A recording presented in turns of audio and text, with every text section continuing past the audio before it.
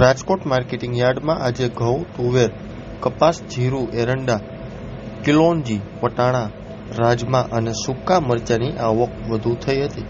બીજી તરફ શાકભાજીમાં અત્યારે લીંબુ, બટેટા અને ટમેટા સહિતના પાકોની આવક થઈ હતી. પણ અત્યારે લીંબુના ભાવ આસમાને છે. ત્યારે રાજકોટ માર્કેટિંગ યાર્ડમાં કયા પાકની કેટલી આવક થઈ છે જાણીએ.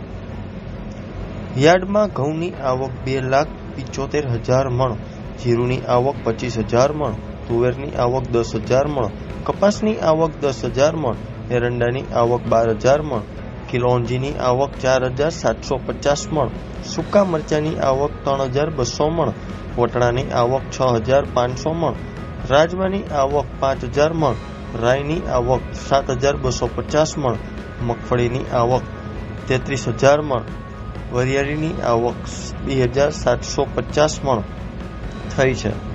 આ તમામ જર્સી ભરેલા વાહનોને માર્કેટિંગ યાર્ડમાં ક્રમવાઇઝ પ્રવેશ આપી ઉતરાઈ કરવામાં આવી હતી. રાજકોટ માર્કેટિંગ યાર્ડના chairman Jayesh Bogra, vice chairman તથા ડિરેક્ટરો સહિતના સ્ટાફ દ્વારા ઉતરાઈની વ્યવસ્થા કરવામાં આવી હતી.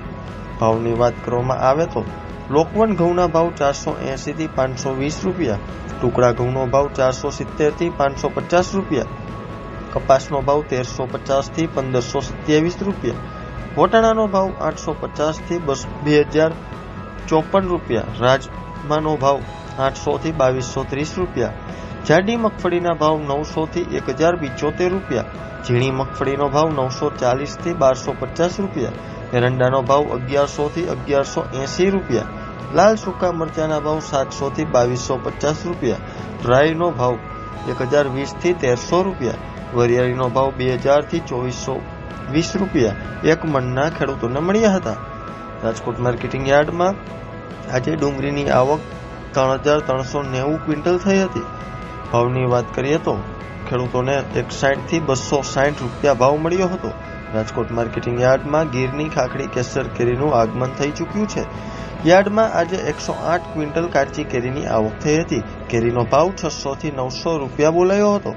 યાર્ડમાં લીંબુની આવક 320 ક્વિન્ટલ થઈ છે.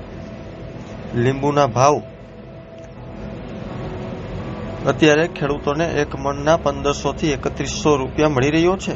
શાકભાજીની વાત કરીએ તો શાકભાજીમાં સૌથી વધારે આવક બટેટાની અને ટમેટાની જોવા મળી હતી. બટેટાની આવક 4,000 ક્વિન્ટલ થઈ છે. ટમેટાની આવક 1,860 ક્વિન્ટલ થઈ છે. બટેટાના ભાવ 150 થી 325 રૂપિયા,